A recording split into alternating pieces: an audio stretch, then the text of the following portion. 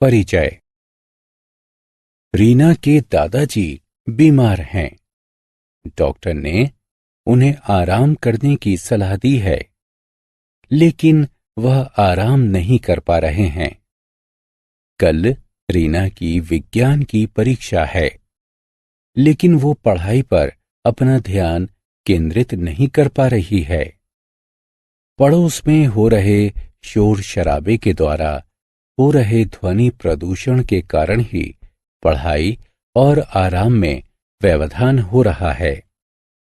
इस अध्याय में आप विभिन्न प्रकार के प्रदूषण और उनके कारणों के बारे में जानेंगे। आओ सीखें।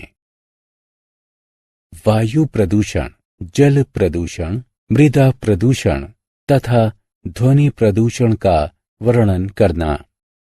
भूमि क्षरण को परिभाषित करना। चिपको आंदोलन की व्याख्या करना। आसपास के वातावरण को साफ रखने की विधियों की सूची बनाना। वायु प्रदूषण। जीवित रहने के लिए वायु आवश्यक है। वायु में हानिकारक तत्वों की उपस्थिति के कारण वायु प्रदूषण होता है।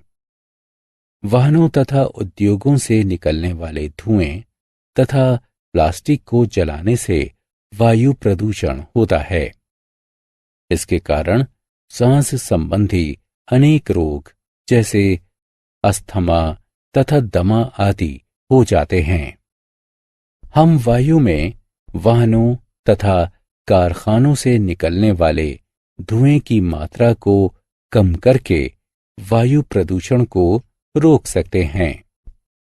जल प्रदूषण। वायु की तरह जल भी हमारे जीवन के लिए महत्वपूर्ण है। जल में हानिकारक तत्वों की उपस्थिति के कारण जल प्रदूषण होता है। घरेलू तथा कारखानों से निकलने वाला मल जल को प्रदूषित करता है।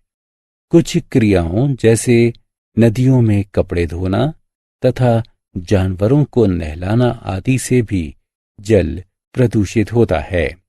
जल प्रदूषण के कारण डायरिया, पीलिया तथा टाइफाइड आदि रोग हो सकते हैं। हम जल में कचरे के मिलने को रोककर जल प्रदूषण को कम कर सकते हैं। मृदा प्रदूषण। मृदा में हानिकारक तत्वों के मिलने से मृदा प्रदूषण होता है। कारखानों का कचरा, उर्वरक तथा कीटनाशक आदि मृदा को प्रदूषित करते हैं। मृदा प्रदूषण से भूमि की उर्वरता घट जाती है। हम उर्वरकों तथा कीटनाशकों के प्रयोग को कम करके मृदा प्रदूषण को रोक सकते हैं। ध्वनि प्रदूषण। अवांछनीय ध्वनियों द्वारा हमारे वातावरण को दूषित करना ध्वनि प्रदूषण कहलाता है। वाहनों के चलने, गाड़ी के हॉर्न को बजाने, लाउड स्पीकर का प्रयोग करने तथा कारखानों में मशीनों के चलने के कारण ध्वनि प्रदूषण होता है। ध्वनि प्रदूषण से बूढ़े तथा बीमार व्यक्तियों को परेशानी होती है। इससे विद्यार्थियों की पढ़ाई में भी व्यवधान आता है। इसके कारण आप बहरे भी हो सकते हैं। हम अवांछनीय ध्वनियों को कम करके ध्वनि प्रदूषण की रोकथाम कर सकते हैं।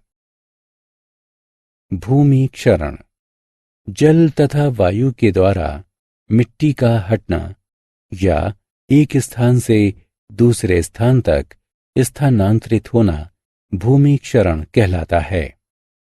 पेड़ों की जड़ें मिट्टी को जकड़े रहती हैं, जिससे भूमि क्षरण की रोकथाम होती है। पेड़ों को काटने से भूमि क्षरण में वृद्धि होती है। हम अधिक संख्या में पेड़ पौधों को लगाकर भूमि क्षरण को रोक सकते हैं। चिपको आंदोलन। वर्ष 1973 में भारत में उत्तराखंड में पेड़ों के काटने को रोकने के लिए चिपको आंदोलन शुरू हुआ था। इसे चिपको आंदोलन इसलिए कहा गया क्योंकि इस आंदोलन के दौरान लकड़ी काटने वालों से पेड़ों की रक्षा करने के लिए गांव के लोग पेड़ों से चिपक गए थे। आसपास की स्वच्छता। हमें स्वस्थ रहने के लिए अपने आसपास को साफ सुथरा रखना चाहिए। हमें कचरे को कूड़ेदान में डालना चाहिए। कॉलोनी की नालियों का पानी बाहर निकलने नहीं देना चाहिए। अपने आसपास के पार्कों का रखरखाव करना चाहिए। प्लास्टिक का प्रयोग कम से कम करना चाहिए। अपने आसपास पेड़ों को लगाना चाहिए। हमने क्या चर्चा की? वायु में उपस्थित हानिकारक तत्वों के कारण वायु प्रदूषण होता है। जल में उपस्थित हानिकारक तत्वों के कारण जल प्रदूषण होता है। मृदा में उपस्थित हानिकारक तत्वों के कारण मृदा प्रदूषण होता है। अवांछनीय ध्वनियों के लगातार उत्पन्न होने से ध्वनि प्रदूषण होता है। जल तथा वायु के द्वारा मिट्टी का हटना या एक स्थान से दूसरे स्थान तक स्थानांतरित होना भूमि क्षरण कहलाता है।